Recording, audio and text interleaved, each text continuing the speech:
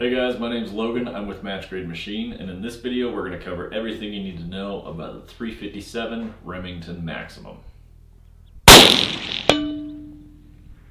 Match Grade Machine is a barrel manufacturer here in southern Utah. We actually manufacture our own barrels here in our shop, and then we attach the lugs, and we specialize in Thompson center break action rifles. So we make barrels for the Encore Contender and the G2 platform. Today's video is about the 357 Remington Maximum, which is compatible with all three. So you can use the original Contender, the improved G2s, or the larger Encore frames with this cartridge, and we will chamber them for all of them.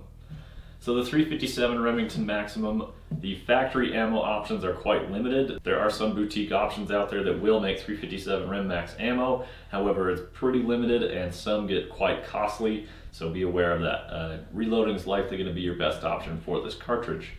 As far as reloading is concerned, a great way to go would be to shoot cast lead bullets on that. That's really going to bring your cost down. It's a great way to enjoy some time behind the rifle.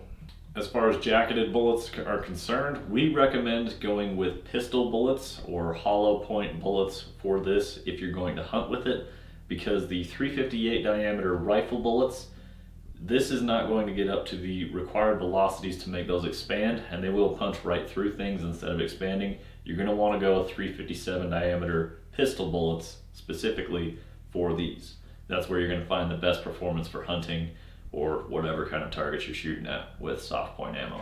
The cost of ammunition from the factory is anywhere from $25 to $80, and that's from a 20 count box or maybe a 50 count box depending on what you're doing and who you're going through. The cost to reload is going to be about medium. The 358 caliber projectiles can actually be a little bit costly, especially if you're trying to shoot some of the specialized rifle bullets through it. They're about 40 cents a piece, but again, if you go into cast lead bullets, it's a lot cheaper and it's a lot more affordable to shoot. The cool thing about the 357 Remington Maximum is you can shoot 357 Magnum out of it as well to do a little bit of cost savings there. While reloading for this cartridge, your powder charge range is going to be anywhere from 15 to 30 grains depending on the weight of projectile and the type of powder that you're using. The speed of powder is going to be that pistol powder range, and it's going to be on the slower side of the pistol powder range because it's such a large cartridge.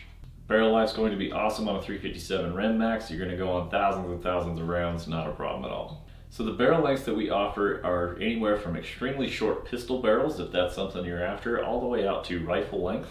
So while conducting our velocity testing, which is available on our website, matchgrademachine.com, we concluded that the 21-inch rifle length is going to give you the most bang for your buck as far as your overall length goes, and just where the velocity curve. Eventually you get to a long enough barrel where it really starts to taper off your return for longer barrels, and 21 inch seems to be that mark where it's just right in that sweet spot where you're getting all the velocity you can for the length barrel that you're getting.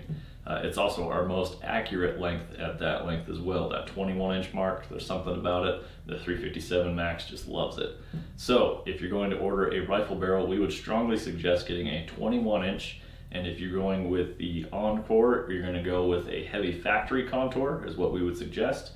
If you're going to go with the Contender or G2, we would suggest a full bull, which is actually what's shown right here. This is a G2 frame sitting right in front of me here. The twist rates available for this cartridge are 1 to 16.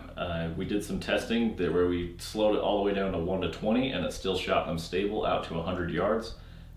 There are some people saying that 1 to 14 was the minimum that you would need. We found our best accuracy results were with 1 to 16 twists. That's what we would be suggesting to you if you were to call and ask for a 357 Remington Maximum. Match Grade Machine is a custom barrel shop, so we can offer custom fluting options as well as coatings like Cerakote or different finishes. We do offer stainless and chromoly in either polished or bee blasted. This rifle in front of me actually has our new option of the iron sights, which are Williams gun sights. You can also put one of our Picatinny scope bases behind these sights and still see your iron sights. So you can run an optic while you're doing target shooting or sighting in at the range.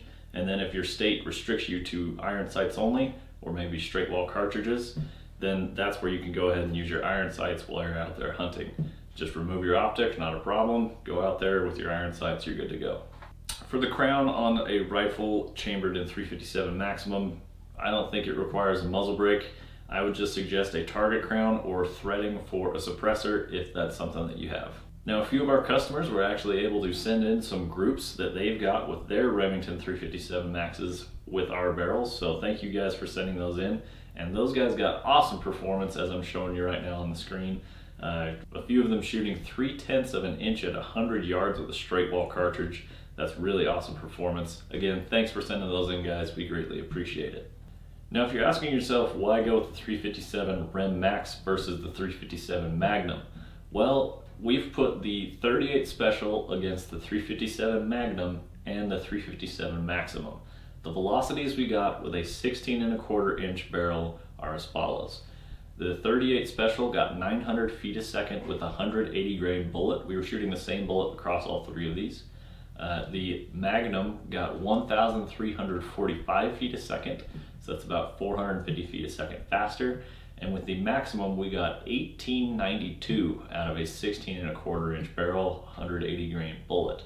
So as you can see there, there's a huge difference between those two, and that's a lot of performance gained by jumping up to the Maximum against just the 357 Magnum. Well, hey guys, I greatly appreciate your time. I really appreciate you watching. Please comment below what you think of the 357 Remington Maximum and what you would like to see us do with it. Please subscribe to our YouTube while you're here. We look forward to seeing you guys in the next one.